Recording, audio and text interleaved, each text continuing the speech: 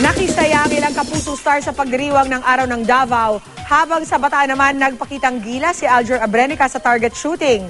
Yan ang chika ni Aubrey Carampel.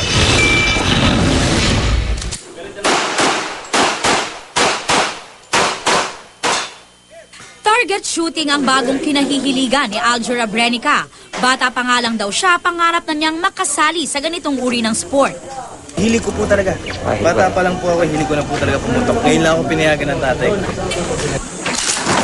Nagpakitang gila si Aljur sa paghawak ng baril at pag-asinta sa mga target. Sa pagdiriwang ng kanyang kaarawan ngayong March 24, pinili ni Aljur na hindi lang pansariling pangarap ang bigyang katuparan, kundi pati ang pangarap ng ilang kapuspalad na kabataan. Ginanap ang kanyang birthday fun shoot sa Mount Samat Firing Range sa Pilar, Bataan.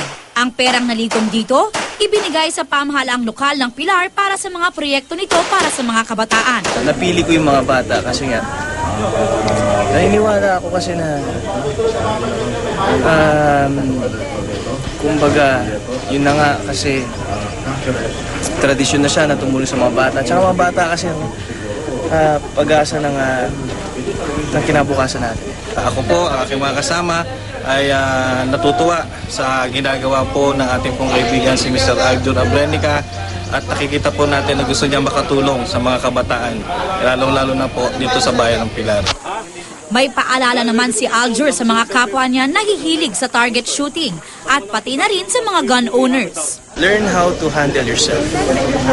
Lalo-lalo na sa mga sitwasyon. Kasi huwag masyadong mainit. Kasi nga, pang araw-araw na buhay. Ang shooting naman kasi, alam natin sports yan, tsaka pang self-defense. Pinasaya naman ng ilang Kapuso Stars ang selebrasyon ng 75th araw ng Davao. Dinumog ng fans ang iba't ibang performances ng mga cast ng My Beloved sa pangunguna ni Marian Rivera at Dingdong Dantes. Naroon din sina Fabio Ide at Katrina Halili at iba pang artista na game na namahagi ng ilang giveaways sa mga Davaoenos. Aubrey Carampel, updated sa Showbiz Happenings.